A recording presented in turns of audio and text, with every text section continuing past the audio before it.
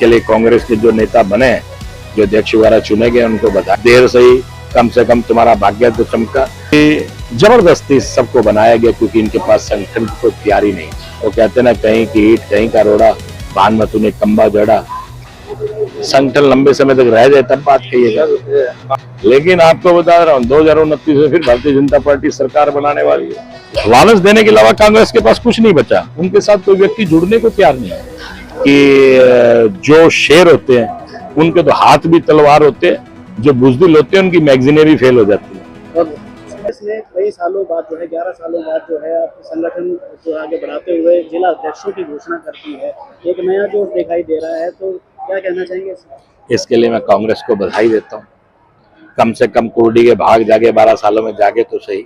इसके लिए कांग्रेस के जो नेता बने, जो अध्यक्ष द्वारा चुने गए, उनको बधाई देता हूँ कि चलो देर से कम तुम्हारा भाग्य तो चमका। लेकिन जो ये बात पता लगी कि जबरदस्ती सबको बनाया गया क्योंकि इनके पास संगठन की कोई तैयारी नहीं, उनको जबरदस्ती बनाया गया। वो कहते ना, कहीं की ईट कहीं का रोड़ा, बांध में तूने कंबा जड़ा। क्या क्या कर बनाया गया कि आप ये पद संभालिए, हर प्रकार से क्या करें। और जब तक दिल से आपके पास कोई पद या भावना ना हो, आप काम नहीं कर पाते।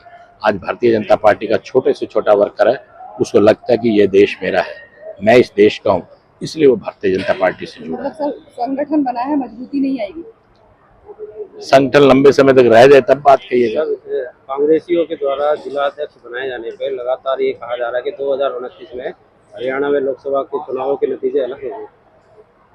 तो और क्या कहें कि नतीजे फिर भारतीय जनता पार्टी के फेवर में जाएंगे तो बनेगा कौन।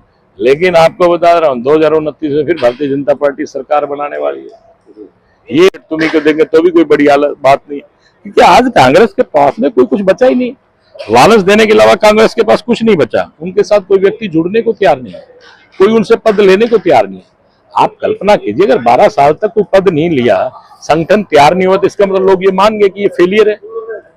एक लंबे समय तक देश में राज किया, लेकिन उस लंबे समय में आपने देश के हालात क्या पैदा कर दिए।